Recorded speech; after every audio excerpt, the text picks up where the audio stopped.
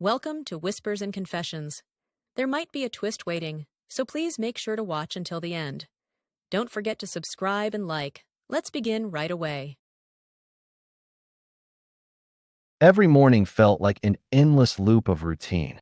As Emma brewed coffee, she'd murmur with a sigh, "Today's gonna drain me," and I'd just nod. After 20 years of marriage, our conversations had shortened to just the essentials. One evening, Emma snapped, "We're just living together, aren't we?" Her words cut, revealing the fractures in our daily grind. That night, watching her sleep, I remembered our 20s, staying up all night talking, hearts racing with excitement. Where had that spark gone? A quiet unease stirred as I watched her go through the motions, and I had no idea where it would lead. I had no idea a casual chat with our friends would turn my world upside down. Our friends, Liam and Sophie, have been close since college. The four of us, Emma and me, Liam and Sophie, made memories hiking Yosemite trails or scouting the best Chicago pizza joints.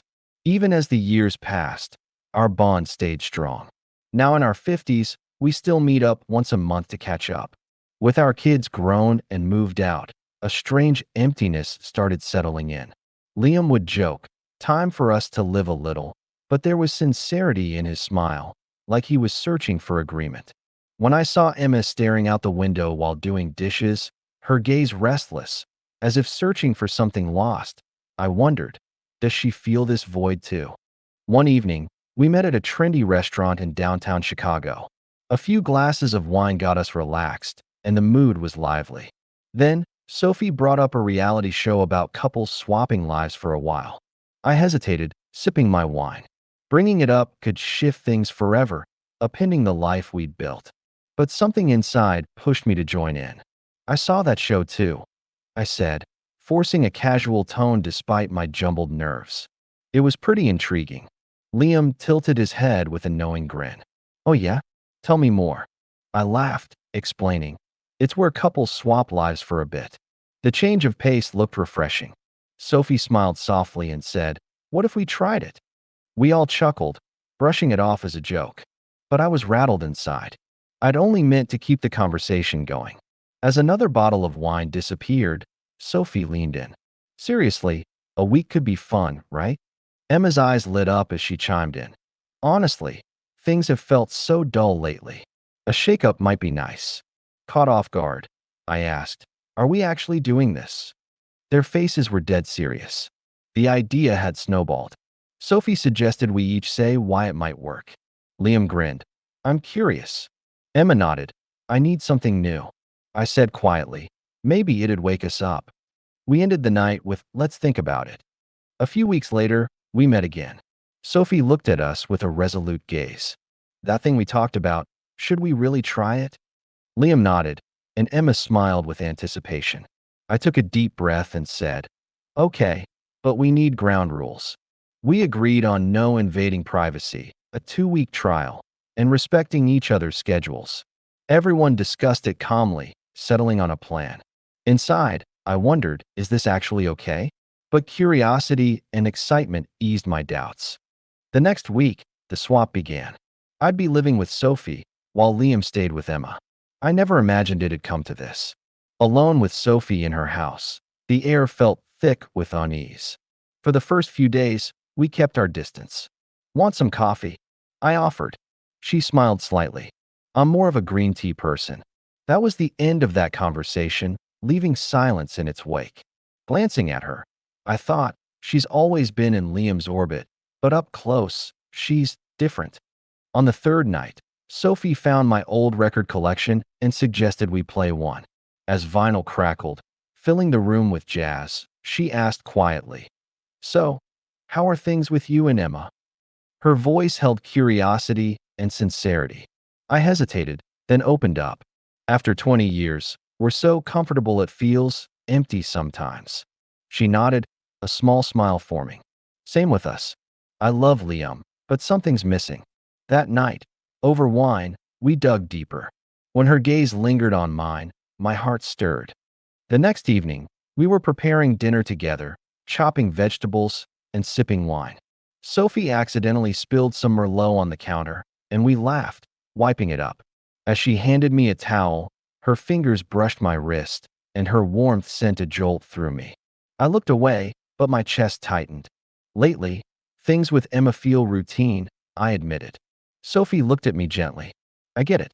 Liam and I are close, but that old thrill is gone. She reached for a knife, and her hand rested on mine for a moment. The air was alive with something unspoken.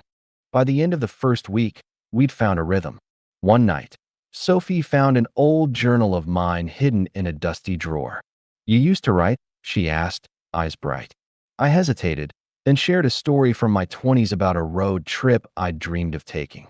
She listened, leaning closer, and when she touched my arm, her touch lingered. You should do it someday, she said. Our shared stories brought us closer, and sleep well became an easy morning greeting. Her chili had a unique flavor, different from Emma's. This is amazing, I said. She blushed. I might have borrowed Emma's recipe. Those moments were comfortable, yet thrilling. On the 10th night, we stopped by a cafe after a farmer's market. An old friend of Emma's passed by, giving us a curious glance. We pulled our hands apart, hearts pounding from the close call. Back at Sophie's, we sipped wine, shaken but closer. You know, she said softly, I've always thought you were kind of cool. I set my glass down, stunned. Me? Really? She nodded. Her look glowed with honesty. Doesn't Emma see it? I admitted.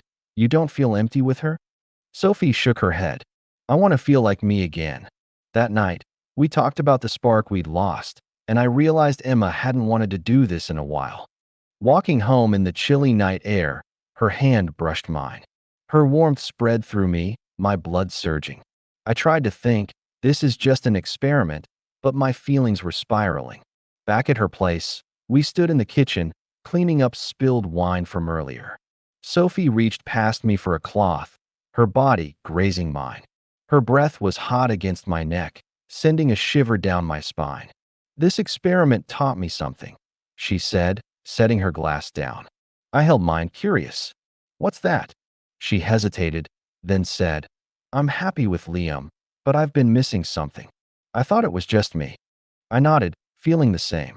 Emma and I are solid, but there's this emptiness. Her gaze held mine, her trembling hand brushing my arm. We were inches apart on the counter's edge. Her breath grazed my skin, intoxicating. Emma's laughter echoed in my mind, but Sophie's presence pulled me in, the voice urging me to stop faded. I leaned closer. Her lips parted, desire flickering in her hesitant eyes. Sophie, I whispered. She closed her eyes briefly, then opened them. This isn't just an experiment, she murmured. All restraint melted away. Her lips met mine, soft and hungry, a rush of heat igniting every nerve. My hand slid along her waist, feeling the curve of her body under her sweater. Her fingers tangled in my hair, pulling me closer, her breath hitching as I kissed the pulse at her throat. Each touch was searing, her skin warm and alive, her sighs unraveling me. That night, we surrendered to desire. In her arms, I felt every heartbeat, but Emma's old scarf on the chair caught my eye, and a sharp guilt gnawed at me, grappling with my conscience. The next morning, I woke to Sophie making coffee. Morning, I said. She smiled, cheeks flushed. Good morning. I grappled with myself over last night. About yesterday, I started. She set her mug down. No regrets. But we should be careful. We agreed to act like roommates and keep it from Emma and Liam. But her presence lingered, impossible to ignore. Our promise didn't last. Over the next few days, we couldn't resist. In the dim glow of her living room, her fingers grazed my collarbone, sending tremors through me. I haven't felt this alive in forever, she whispered, her lips brushing my ear. Same, I replied, my voice low. It's like I'm finding myself again. Her body pressed against mine, every curve fitting seamlessly, the forbidden thrill overwhelming. But afterward, holding Emma's ring in my pocket, I was caught between rediscovery and betrayal. As the 2 weeks ended, my emotions tangled. I missed Emma, craved Sophie, and couldn't forgive myself. On the last morning, over breakfast, Sophie said quietly, "It's over today." I nodded. It seared into my memory. She began, I think I, but stopped. Let's go back to normal, she said, though her eyes said otherwise. That afternoon, the four of us reunited. Something unspoken hung between us. I wondered if Emma and Liam had gone too far too. Liam asked, how was it? I kept it short. Eye-opening. Learned a lot. No one probed for more. That night, alone with Emma, I wanted to confess, but choked back the words. She asked softly, how was Sophie? I hesitated. Fine. How about Liam? She shook her head. Nothing special. But her eyes hid secrets. My chest tightened. Later, alone, I asked, Emma, did something happen? She sighed. You tell me first. Her voice was calm, but her hands trembled. I got close to Sophie, I admitted. She nodded, tears welling. Liam made me feel young again. Her words cut deeply, and we sat in silence, the truth heavy between us. Sophie haunted my thoughts, during meetings, while driving. Guilt for Emma grew too. Emma changed. She'd stare out windows, start to speak, then stop, her lips trembling. What's on your mind? I'd ask. Nothing, she'd say. A fragile quiet settled over us. A month later, Liam called. He wanted us to meet, said it was important. Anxiety surged in me. At the restaurant, a familiar face at the next table glanced over, making us tense. The mood felt strained, though we acted normal. Over drinks, Liam teased. Getting cozy with Emma, huh? His eyes were piercing. Emma whispered, Liam's jealous of you. My chest tightened. Mid-dinner, I saw a message from Sophie on my phone and froze. Emma caught it, her eyes narrowing. What's that? She asked, voice trembling. Nothing, I said, but she grabbed it, reading Sophie's words. Miss you tonight. Emma's voice broke. What is this? Tears rolled as she whispered. Liam and I, we crossed lines too. My stomach twisted. Liam spoke up. Emma and I got close. Sophie added softly, so did we. Silence settled over us. Emma sobbed. We betrayed each other. I grabbed her hand. But we don't want to lose each other. Liam sighed. We all wanted something. No denying that.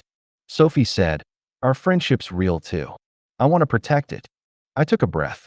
Let's be honest, what do we want? Liam admitted. I needed a break from routine. Sophie said, I wanted to feel like me. Emma whispered, I missed feeling alive. I nodded, so did I. After a long talk, we made a bold decision. To keep this going, not as cheating, but as something we chose together. Liam chuckled. Never imagined this. Sophie nodded. We were all searching for something. Emma agreed. I don't know if it's right, but it's our choice, for better or worse.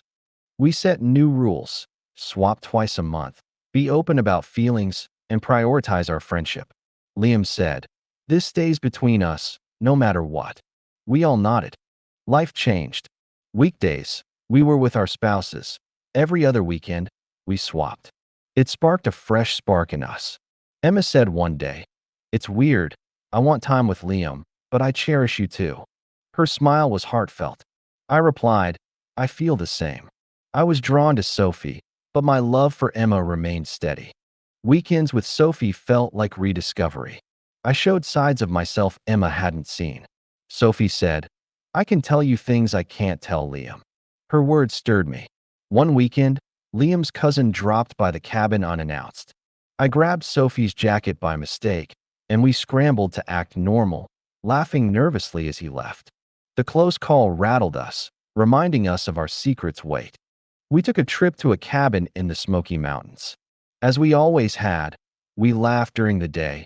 At night, we paired off. One stormy evening, with power out, we sat around candles. Emma grinned. Never pictured this in our youth. Sophie agreed. Age opens new doors. Liam asked quietly, are we happy? I raised my glass. That's up to us. If we're satisfied, isn't that enough? Challenges arose. Emma felt neglected, saying, is Sophie more important? Her hurt was clear in her eyes. I reassured her, no, it's just different. But she wasn't fully convinced, her gaze distant. Liam had similar gripes with Sophie. Balancing emotions was a constant struggle. We worked through issues together, meeting to talk openly. I asked, do we keep this up or go back? Everyone wanted to continue. In this messy arrangement, we'd found a new kind of happiness. 6 months in, we're still navigating this. We take trips to the Rockies or swap for date nights. It might look strange to others, but we're fulfilled. In our 50s, exploring this feels bold, something we couldn't have imagined younger. Age brought us closer to what we really wanted. That reality show sparked a life-altering experiment. Was it good or bad? I don't know, but we're chasing happiness in it. Maybe this only works because we're older, embracing love's complexity. We keep moving forward, though Emma's colleague once saw Sophie and me together, raising questions we brushed off. Living means finding what you crave most, free from judgment.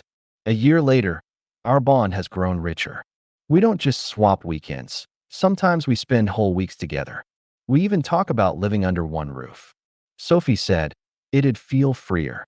Emma laughed. We'd call it a roommate thing, half joking. Reality's messy. Handling curious looks, explaining to kids, family, it's a lot. Still, we push toward fulfillment. We argue sometimes, but work through it together. This taught us to listen more openly. Who knows how long this bond will last?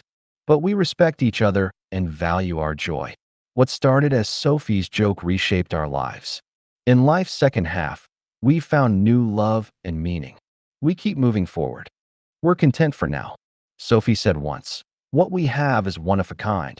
That night, we stood on a beach, building a sandcastle under the stars. Liam grinned. If we're content, that's what matters most, right? Emma smiled.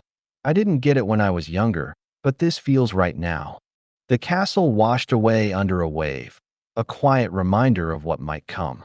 Looking at the stars, I thought, this bond moves like a river, calm, then wild. We hold on to each other through it. I brushed Sophie's hand. She smiled. I glanced at Emma. She was watching me. In that moment, I felt our future's uncertain, but we're content for now. That's what matters most.